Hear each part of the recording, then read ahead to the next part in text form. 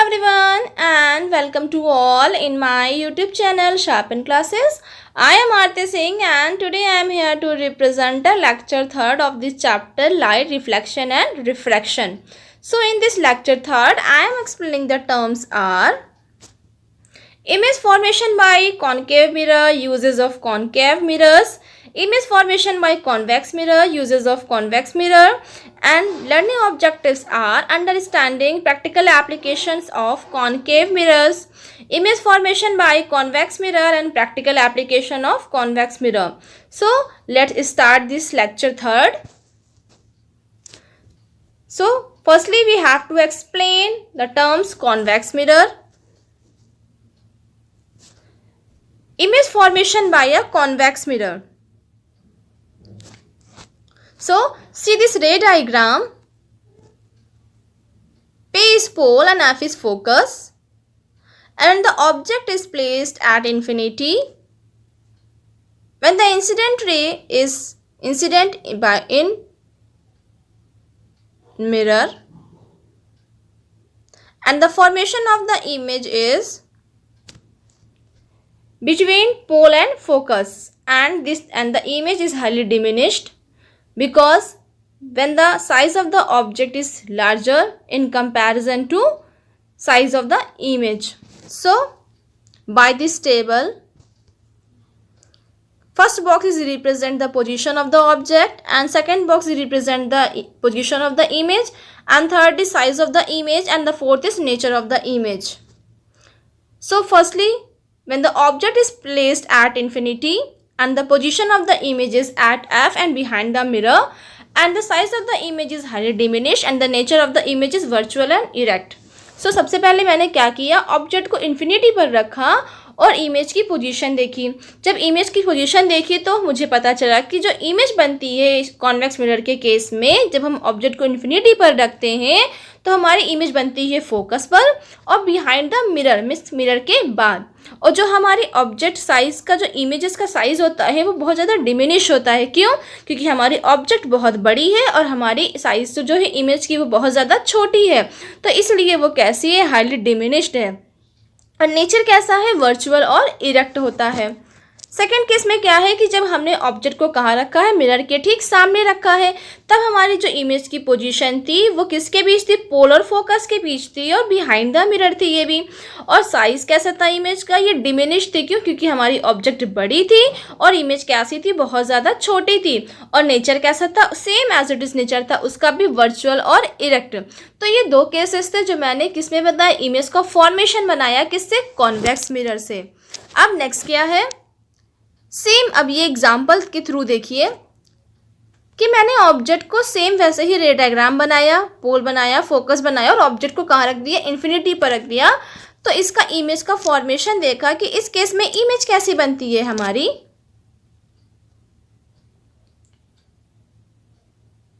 हमारी इमेज कैसी बनी है,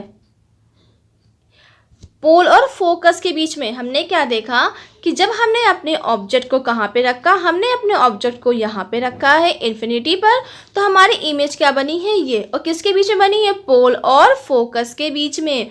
तो इससे क्या पता चला कि कॉन्वेक्स मिरर के केस में जब हम ऑब्जेक्ट को इन्फिनिटी पर रखते हैं तो हमारी इमेज कहाँ बनती है, पोल और फोकस के बीच में. और ये इमेज बहुत ज़्यादा डिमिनिश होती है. क्यों? क्योंकि ऑब्जेक्ट का साइज़ बड़ा है और इमेज का साइज़ छोटा है. और नेचर कैसा होता है ऑब्जेक्ट का, वर्चुअल और इरेक्ट होता है.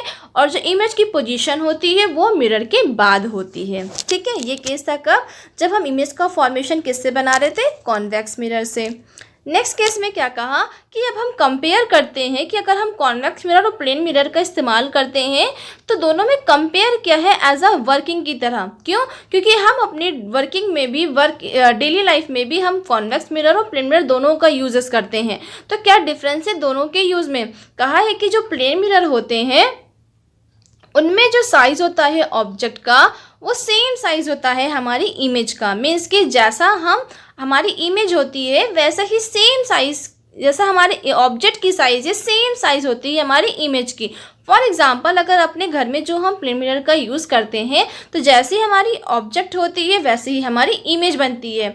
लेकिन अगर हम कॉन्वेक्स मिरर की बात करें तो कॉन्वेक्स मिरर के केस में इमेज से बहुत छोटी, ऑब्जेक्ट से बहुत छोटी इमेज बनती है। किसकी? ऑब्जेक्ट की इमेज। ऑब्जेक्ट बड़ी होगी और इमेज कैसी होती है? उसकी छोटी होती है। ये कंपैरिजन होता है कॉन्वेक्स मिरर और प्लेन मिरर के बीच में कि प्लेन मिरर में ऑब्जेक्ट का साइज़ और इमेज का साइज़ जो है सेम होता है, लेकिन कॉन्वेक्स मिरर के केस में जो ऑब्जेक्ट का साइज बड़ा होता है और इमेज का साइज बहुत ज़्यादा छोटा होता है। ओके, अब क्या कहा है? Concave mirror can not be use as rear view mirror. लेकिन हम कॉन्केव मिरर का इस्तेमाल रियर व्यू के केस में नहीं कर सकते हैं। क्यों? क्योंकि कॉन्केव मिरर में जितनी भी इमेजेस बनती हैं वो इन्वर्टेड बनती हैं। जितनी भी हम डिस्टेंट ऑब्जेक्ट्स की इमेजेस होती है वो इन्वर्टेड इमेज बनती है।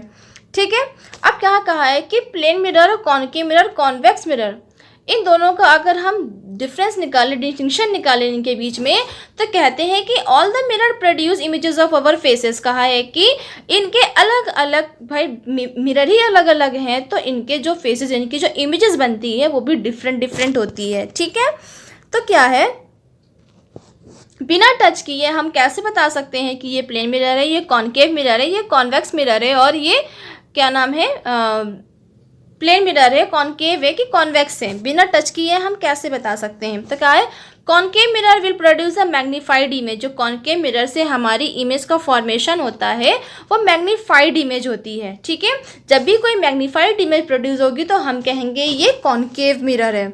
नेक्स्ट केस में क्या है, convex mirror will produce a diminish image. जो कॉन्वेक्स मिरर होगा वो हमेशा एक डिमिनिश इमेज बनाएगा। मीन्स जो ऑब्जेक्ट की साइज होगी उससे बहुत छोटी साइज बनेगी हमारी, किसकी? इमेज की बनेगी। तो कॉन्वेक्स मिरर हमेशा हमारी डिमिनिश इमेज बनाएगा। ठीक है, अब अगर हम साइन कन्वेंशन क्या होगा स्फेरिकल मिरर के लिए? अब कहा है कि हम साइन कन्वेंशन करेंगे। क्यों? क्योंकि हमें न्यूमेरिकल के लिए ये पता होना चाहिए कि जो हमारे डिस्टेंस दी हुई है u, v और f की, वो डिस्टेंस का साइन कन्वेंशन कैसे होगा। तो न्यूमेरिकल के करने से पहले हमें साइन कन्वेंशन का जानना बहुत ज़्यादा ज़रूरी है।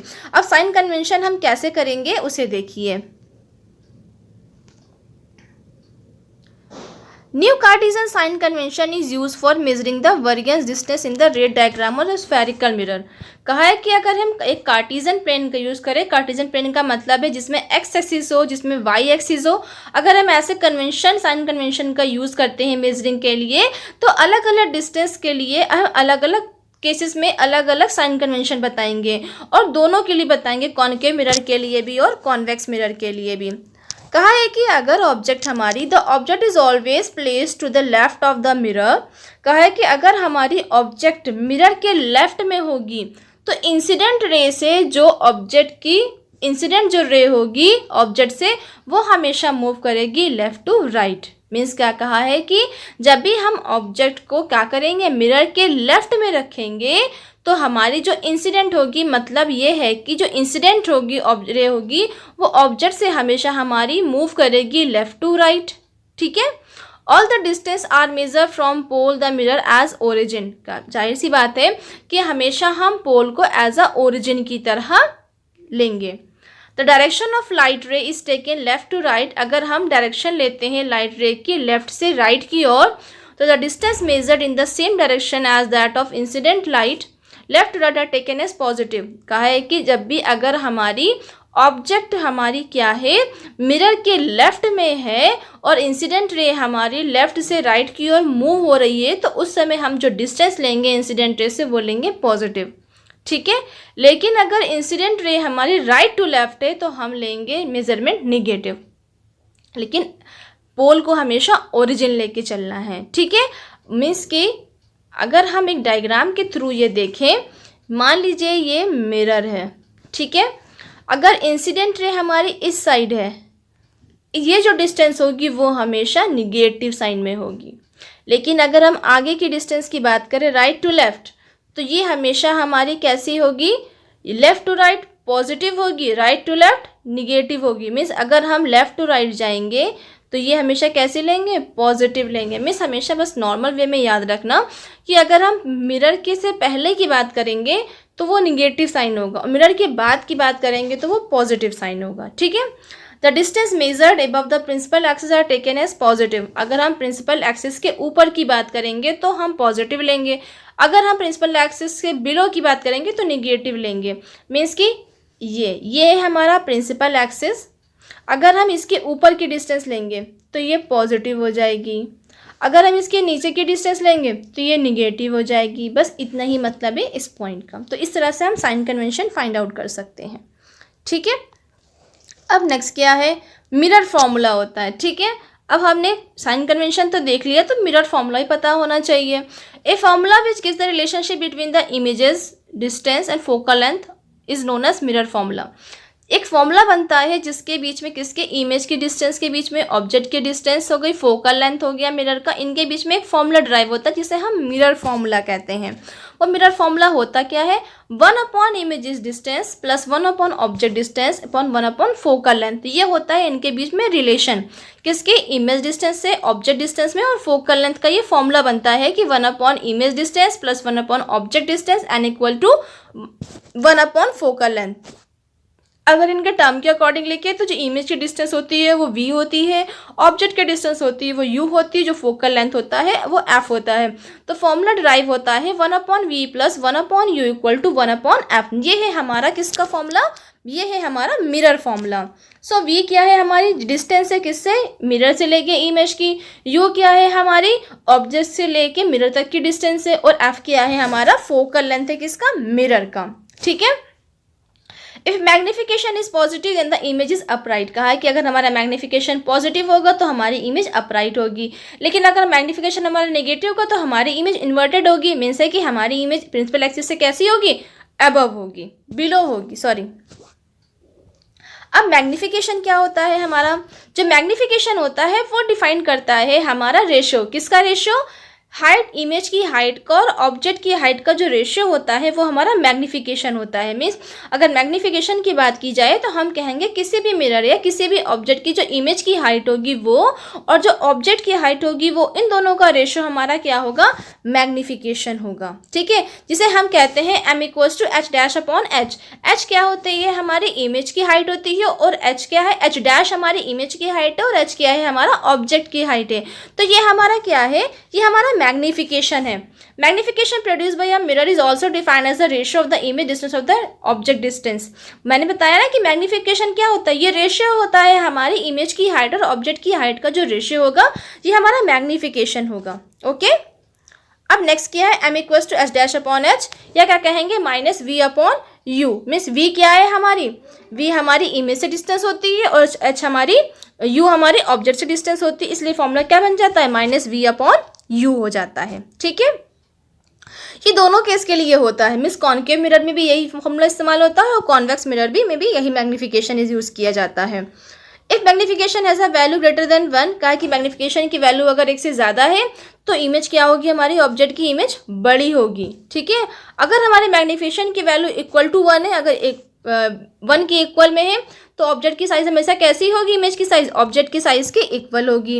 यदि हमारा मैग्निफिकेशन 1 से कम होगा तो हमारी जो इमेज होगी ऑब्जेक्ट की वो ऑब्जेक्ट से छोटी बनेगी। याद रखिएगा, जब हम भी मैग्निफिकेशन निकालेंगे तो मैग्निफिकेशन की वैल्यू अगर एक से ज़्यादा है तो हम कहेंगे कि हमारी इमेज की साइज़ कैसी होगी, बड़ी होगी ऑब्जेक्ट से। अगर इक्वल टू 1 है तो सेम साइज़ होगा, लेकिन अगर 1 से कम है तो हम कहेंगे कि हमारी जो इमेज बनेगी ऑब्जेक्ट की वो क्या होगी, छोटी होगी। Okay, so I hope you all understand the image formation by a convex mirror, magnification and the mirror formula. I hope you all are enjoyed of lecture 3rd, and let's meet with the lecture 4 of this chapter, light, reflection and reflection. So thanks, and thanks for watching my video. So this is my social media handle, Facebook page, Instagram, Twitter and Telegram. You all follow on these pages. So please like and subscribe my channel.